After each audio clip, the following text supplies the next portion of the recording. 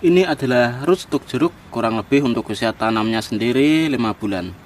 Dan kita akan menambah varietasnya menggunakan jeruk yang kita inginkan. Untuk mata tunas, saya menggunakan mata tunas yang seperti ini. Cara yang saya ajarkan adalah cara yang termudah, buat kawan-kawan bisa menyimaknya sampai selesai.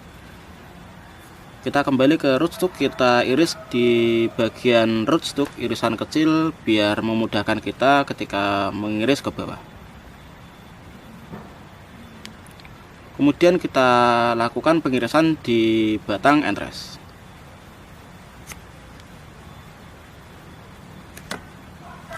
Untuk irisan seperti ini saja, dan irisan belakangnya seperti ini. Kemudian kita masukkan ke rootstock.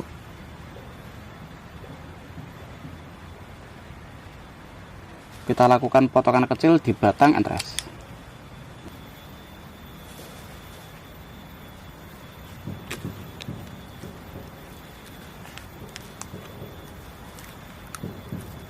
Untuk metode ini kita perlu melakukan wrapping secara full dan pastikan tidak ada rongga udara yang masuk.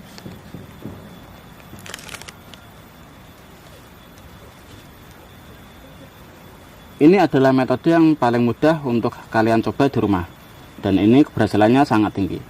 Metode ini butuh sinar matahari yang cukup, dan pastikan bahwa luka antara rootstock dengan luka antara entres itu tertutup dengan rapat.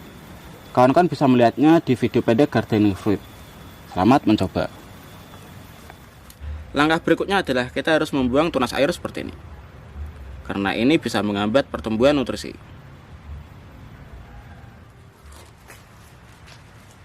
Ini adalah tampilan ketika kita memasuki usia 2 minggu. Untuk mata tunas yang di atas sudah menembus plastik. Metode ini lebih cepat kita lakukan ketika kita memasuki musim panas. Putih kecil di area daun. Ini adalah telur ulat.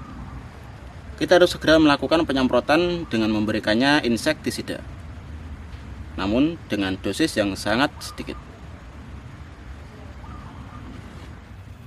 Pada kondisi ini kita sudah siap untuk membuka plastik, namun kita harus meletakkannya di tempat yang teduh agar dedaunan tidak layu.